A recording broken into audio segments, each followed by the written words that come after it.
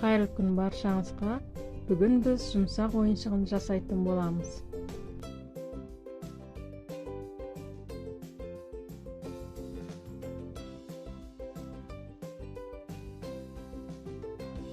Биринчи тамшынын үлгүсүнү А4 кагазына сызып аламыз.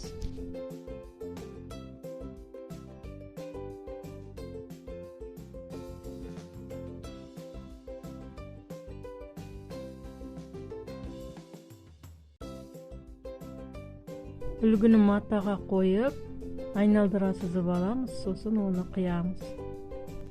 Тигүүгө оңай болуу үчүн көзү менен аузуну карандаш менен сызып аламыз.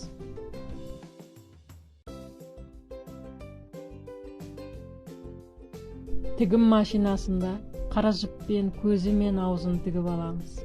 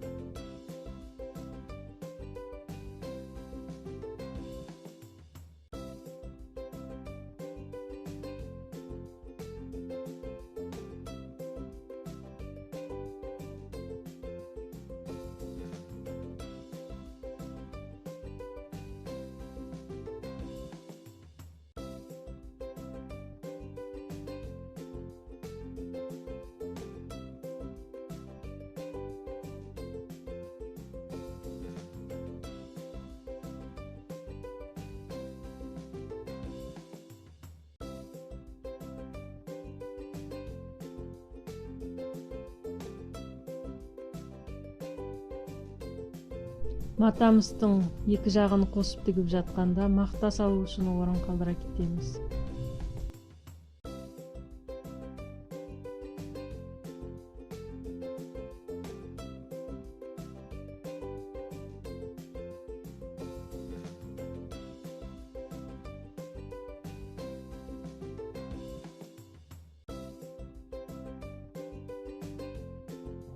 Матаны аударган кезде дурус чыгуу үчүн видеодагыдай шеттерин кыйып чыгабыз.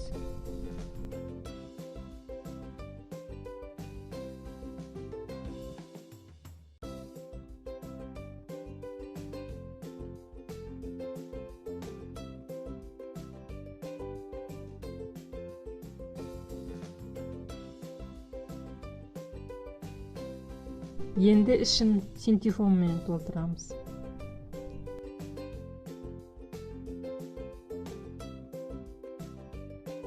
Міне оюнчугумуз да дайым болуп калды. Видеодагыдай кол ийне менен тигип чыгам.